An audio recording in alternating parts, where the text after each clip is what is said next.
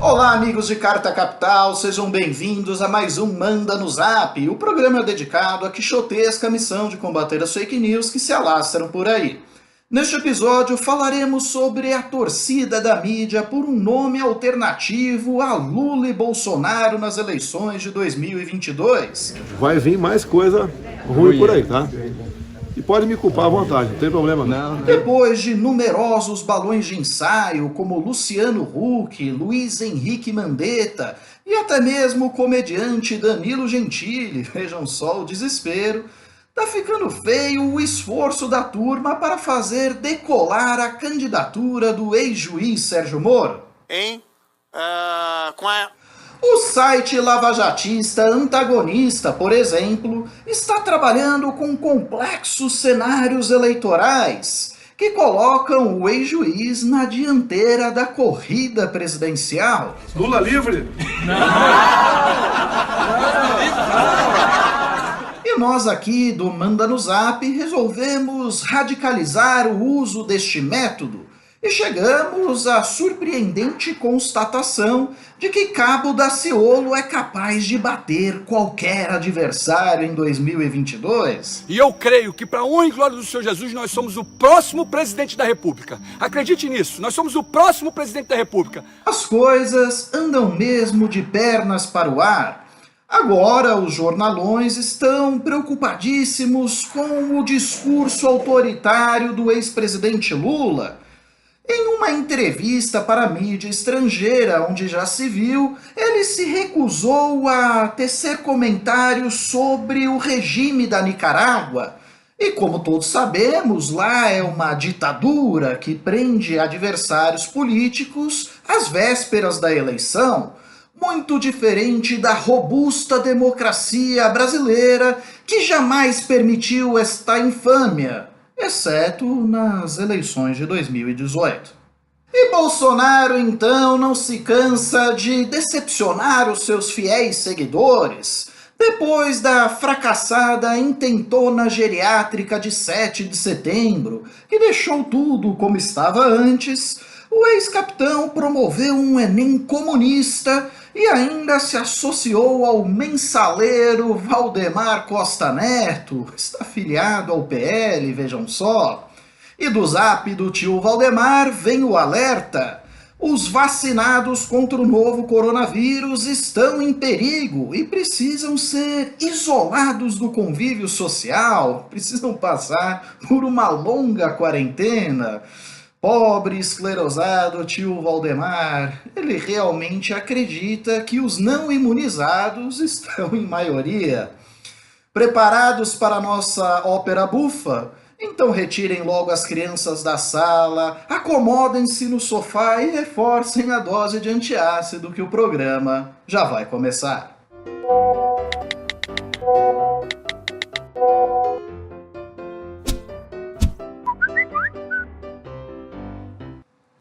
Que futebol que nada! O esporte favorito da mídia é criar balões de ensaio para as eleições.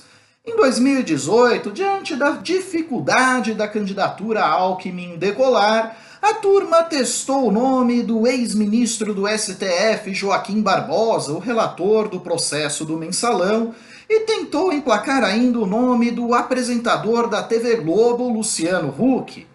Agora, para 2022, os devaneios andam ainda mais ousados. Huck voltou e já saiu do páreo.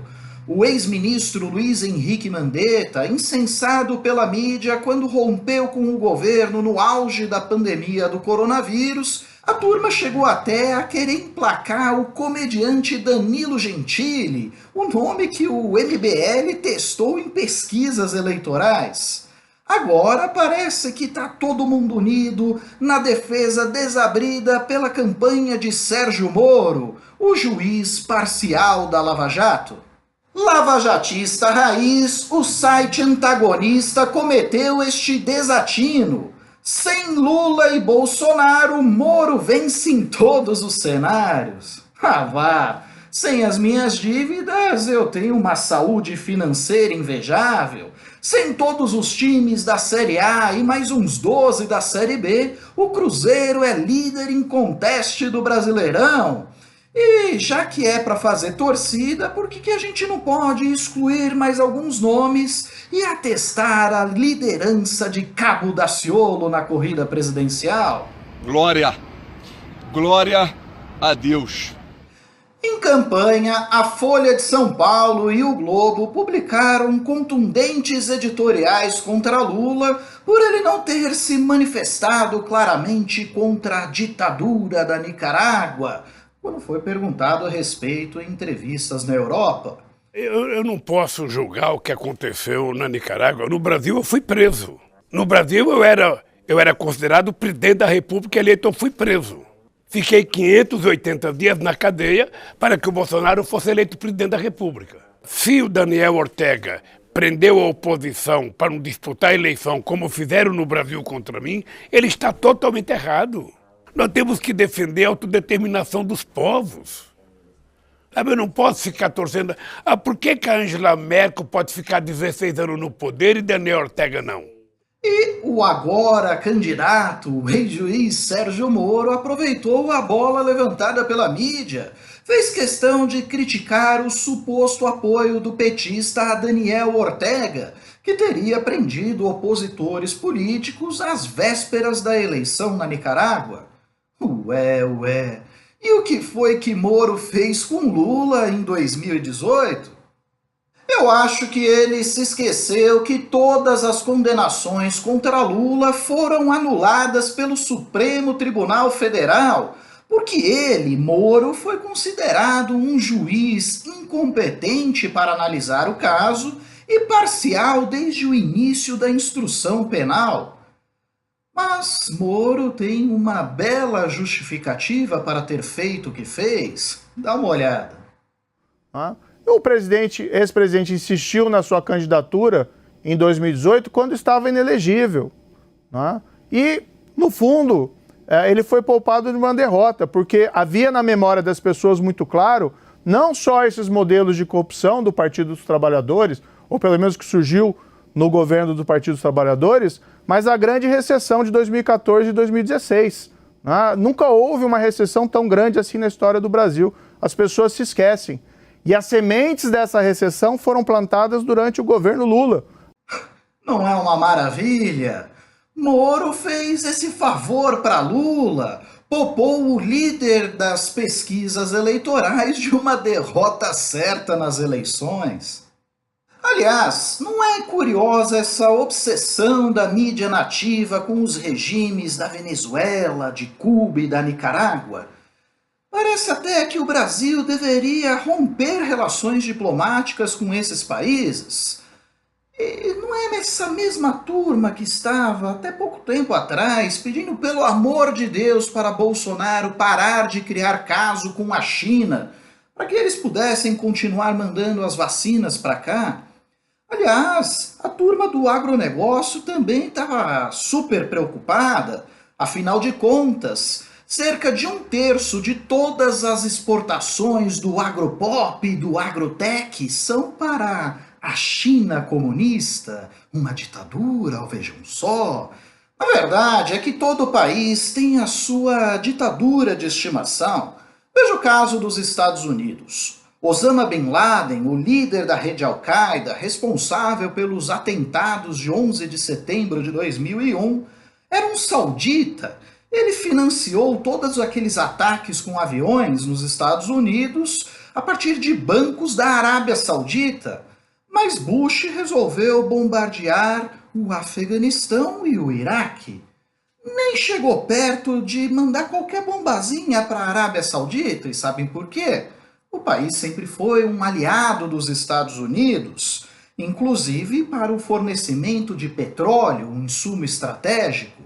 E a Arábia Saudita, como todos sabemos, é um regime autocrático, uma monarquia hereditária, cujo poder é transferido de pai para filho. Mas aí a gente deixa de lado. O que incomoda mesmo é a ditadura chavista, é a ditadura de Cuba, não é não? Se a mídia fosse menos hipócrita, ela deveria se fazer a seguinte pergunta: Por que raios o Brasil tem que se intrometer nos problemas internos de outros países? Aliás, vamos ser mais claros, Lula não é um ilustre desconhecido. Ele governou este país por 2 mandatos consecutivos, elegeu a sua sucessora, ao todo o PT ficou 13 anos no poder. E eu pergunto, nesse período, Lula representou uma ameaça autoritária? Por acaso ele prendeu algum adversário político? Por acaso algum jornalista ou crítico do governo foi enquadrado na Lei de Segurança Nacional, um entulho da ditadura? Nesse período, o presidente Lula ou a presidenta Dilma participaram de algum ato pedindo o fechamento do Congresso ou do Supremo Tribunal Federal, evocando para si plenos poderes? Então não me venha com comparações absurdas. Bolsonaro, por sua vez, sempre mostrou de que lado estava. É uma viúva da ditadura, um apologista de torturadores. Chegou a lamentar que os militares mataram pouco. Podia ser mais gente, uns 30 mil, estão lembrados? Eu sou favorável à tortura, tu sabe disso. E o povo é favorável a isso também. Através do voto, você não vai mudar nada nesse país. Tá? Nada, absolutamente nada. Você só vai mudar, infelizmente, quando um dia nós partimos para uma guerra civil aqui dentro. Né? E fazendo um trabalho que o regime militar não fez. Matamos 30 mil. Começando com o FHC. Não deixar para fora, não. Matando. Se vai morrer alguns inocentes, tudo bem. Bolsonaro só não faz mais estrago porque não consegue. É um líder fraco e incompetente. Prometeu fazer um Enem com a sua cara e entregou uma prova esquerdopata, com perguntas baseadas em textos de Engels, parceiro de Marx no Manifesto Comunista, no Ideologia Alemã. Tinha também perguntas do intelectual marxista Marcuse, tinha perguntas de Chico Buarque, de Gonzaguinha. Até 3 textos de Carta Capital foram usados para inspirar os alunos a refletir sobre algumas questões da prova. Bolsonaro bem que tentou, mas não conseguiu interferir na elaboração da prova do Enem. Talvez, se tivesse nossa interferência, pode ser, até falam hipoteticamente, poderia ser que algumas perguntas nem estivessem ali. Então, vocês viram que não houve, isso que eu quero deixar para toda a mídia, não houve sequer qualquer uma interferência e escolha de perguntas. Estão acusando aí o ministro Milton, né, de ter interferido na elaboração das provas. Olha, se ele tivesse essa capacidade, eu não teria nenhuma questão de ideologia nessa Enem, agora que teve ainda. Você é obrigado a aproveitar banco de dados de anos anteriores, você é obrigado a aproveitar isso aí. Agora, dá para mudar? Já está mudando. Você não viram mais a linguagem de tal tipo de gente, com tal perfil. Não existe isso aí. A linguagem, o que o cara faz entre 4 paredes, é o problema dele, pô. Tá? Agora, não tem mais aquilo. A linguagem neutra, não sei de quê. Não tem mais. Aliás, o que dizer então do contorcionismo do ex-capitão para justificar a sua aliança com o mensaleiro Valdemar Costa Neto, agora que ele acaba de se filiar ao PL? Então a gente fala em política. Está marcada a filiação minha para a próxima terça-feira. Não foi dia 22, eu estava fora do Brasil. Faltavam alguns acertos, em especial São Paulo e alguns estados do Nordeste. Conversei há 3 dias com o Valdemar, presidente do PL, acertamos os nossos ponteiros e estamos bem afinados para, ao realizar essa filiação, começarmos a falar em política, né, para o ano que vem. Já foi acertado aqui, não haverá qualquer coligação com o partido de esquerda nesses estados. Isso está definitivamente acertado entre eu e o Valdemar. E o que dizer então deste outro, Ricardo Salles, que acusou o ex-colega de governo, Sérgio Moro, de ser um perigoso comunista?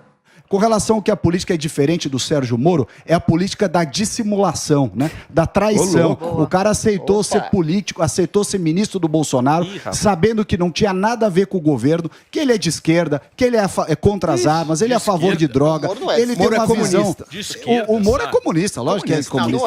Comunista no sentido... Ajuda a te ajudar. Vai dizer que o Moro não é de esquerda? O Moro é centro-esquerda. O Moro é centro-esquerda, lógico que é assim. O Moro é um tucano. Repararam? Nem a turma bolsonarista da Jovem Pan engoliu a pataquada. Outro que não se emenda é o tio Valdemar. Vejam só a bobagem que ele anda espalhando no grupo do Zap da família. Vacinados precisam ser isolados e ficar em quarentena. E cita um obscuro estudo israelense.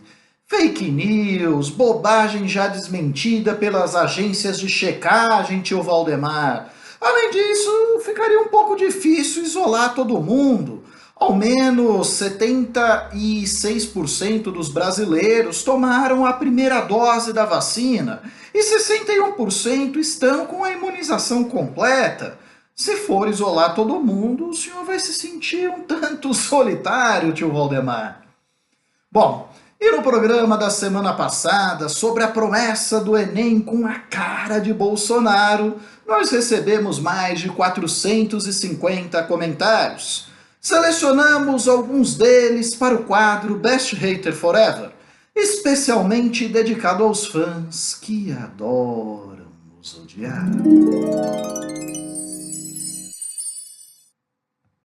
Bem, meus caros, devo confessar que ando um tanto depressivo nos últimos tempos.